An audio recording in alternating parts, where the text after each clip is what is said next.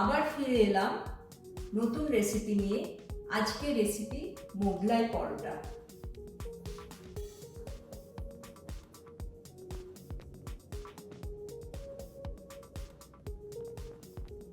এর জন্য আমি একটা বোলের মধ্যে 1 কাপের একটু বেশি ময়দা নিয়েছি, আর তাতে আমি অ্যাড করেছি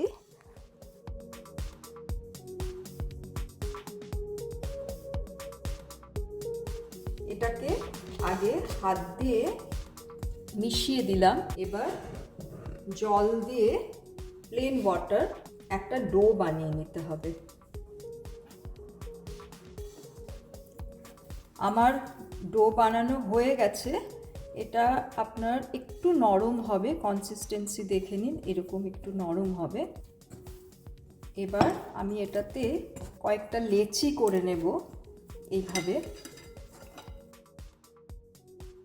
লেচির সাইজগুলো একটু বড় হবে। আর তারপরে এই একটা বাটিতে একটু তেল নেবেন। তেল দিয়ে প্রত্যেকটা ডোকে তেলের মধ্যে একটু ডুবিয়ে নিয়ে এটাকে 1 ঘন্টা মতো রেখে দিতে হবে। তো আমি সব লেচিগুলো ওইভাবে করে নিচ্ছি।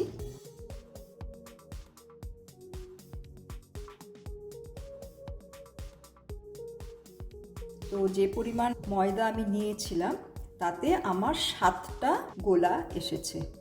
এবার এটাকে আপনাদের আধ ঘন্টা মতো ভিজিয়ে রাখতে হবে। আমি আজকে টোটাল 7টা ডিম নিয়েছি।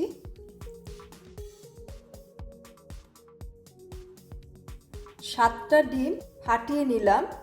এবার এর মধ্যে আমি মিক্স করব আদা বাটা, রসুন কুচি, পেঁয়াজ কুচি,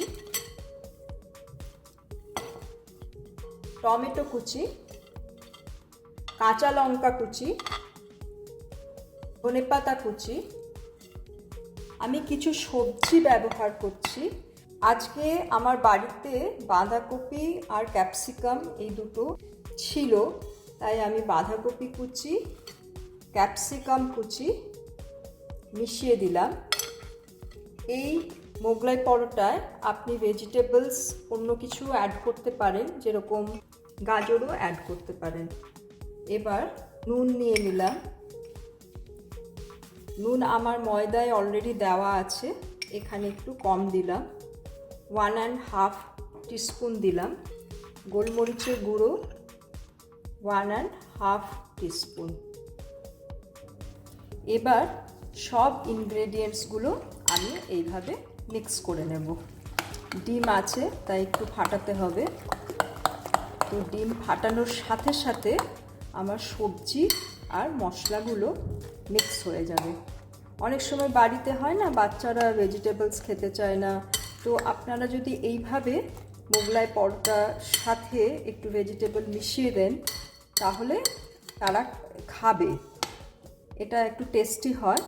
আমার লাস্ট ইনগ্রেডিয়েন্ট হচ্ছে ম্যাগি মশলা। একটা প্যাকেট নিয়েছি, এটা মিক্স করে দিলাম। এটাতে টেস্টটা অনেক বাড়ে আর বাচ্চারা খুব পছন্দ করে। এখন আমার সমস্ত ইনগ্রেডিয়েন্টস ভালোভাবে মিশে গেছে।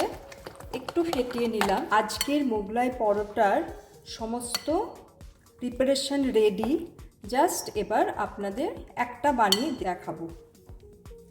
আমি আধ ঘন্টা 45 মিনিট মতো ময়দাটা এরকম কভার করে রেখেছিলাম, যেটা আপনাদের আগে দেখিয়েছি ডো বানিয়ে তেলে ভিজিয়ে রাখা ছিল। এবার আমি শুরু করব আমার মোগলাইগুলো। এর জন্য অল্প একটু তেল, প্রথমে 1 চামচ মতো তেল আপনারা চাকার মধ্যে লাগিয়ে নেবেন। এবার একটা ডো নিলাম, যেটা আমার তেলে ভেজানো ছিল। তেলে ভেজানোর একটা উদ্দেশ্য যেটা হচ্ছে আপনার এটা খুব নরম হয়ে যাবে আর মোগলাই পরোটাগুলো বেলতে সুবিধে হবে। এই যে এখন এটা ইলাস্টিকের মতো হয়ে গেছে। এবার আমি যেভাবে শেপ দিতে চাই সেভাবে শেপ দিতে পারবো।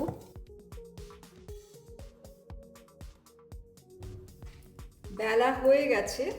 এবার আমি এটাকে খুব আলতো হাতে তুলে নিয়ে জাস্ট তাওয়ার মধ্যে প্লেস করে দিলাম। এবার একটু উল্টে দিলাম, জাস্ট 1 মিনিট মতো, 1 মিনিটও নয়, তো ওটাকে উল্টে দিতে হবে। একটা পিঠ একটুখানি ভাজা হয়ে গেল।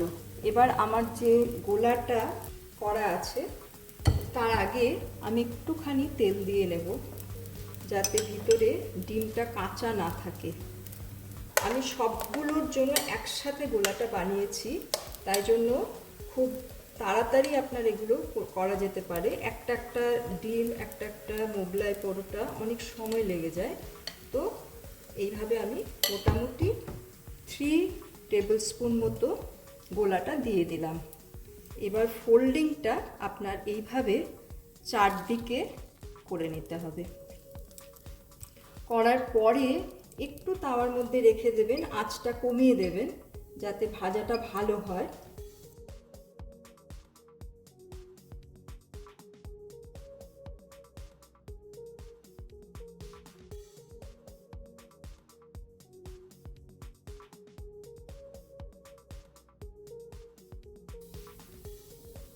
আমার প্রথম পরোটা অলমোস্ট ভাজা হয়ে গেছে, দেখতে পাচ্ছেন ব্রাউন ব্রাউন একটা কালার এসছে। এটাকে বেশ কয়েকবার উল্টে পাল্টে, মোটামুটি এক একটা পরোটা ভাজতে আপনার 2 থেকে 3 মিনিট লাগবে। তো এটা আমার কমপ্লিট হয়ে গেছে। বন্ধুরা, অনেকে ময়দা পছন্দ করেন না, তাই আজকে আমি কিছু আটার পোলাও রেডি করে দেখাচ্ছি। একই প্রসেসে ময়দার মতোই হয়েছে। এবার ওটাকে তেলে ভিজিয়ে রেখেছি। আমি আগে একটা আপনাদের ময়দার গোলা দিয়ে বানানোটা দেখিয়েছি, এবার একটা আটা গোলা দিয়েও বানিয়ে দেখিয়ে দিচ্ছি।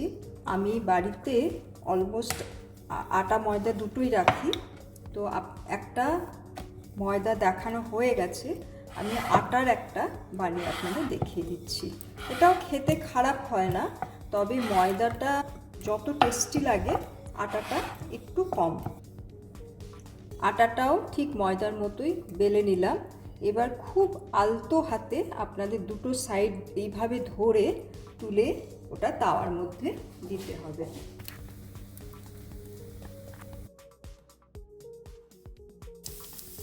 আবারও একবার বলে দিচ্ছি, স্প্যাটুলা দিয়ে এটাকে আপনারা খুব আলতো হাতে ট্যাপ করে করে একটু প্রেসার দেবেন, তাহলে ডিমটা ভালো কুক হবে। মোগলাইয়ের সাথে একটা স্যালাড পরিবেশন করব, যেটা আমি পেঁয়াজ কুচি, শসা কুচি, টমেটো কুচি দিয়ে নিয়েছি, একটু নুন আর গোলমরিচ আর লেবুর রস দিয়ে এটা প্রিপারেশন করে রেখে দিলাম। তৈরি হয়ে গেল ঘরোয়া স্টাইলে অল্প তেলে মোগলাই পরোটা। আশা করি আপনাদের ভালো লাগবে। আজকের মতো টাটা, বাই বাই।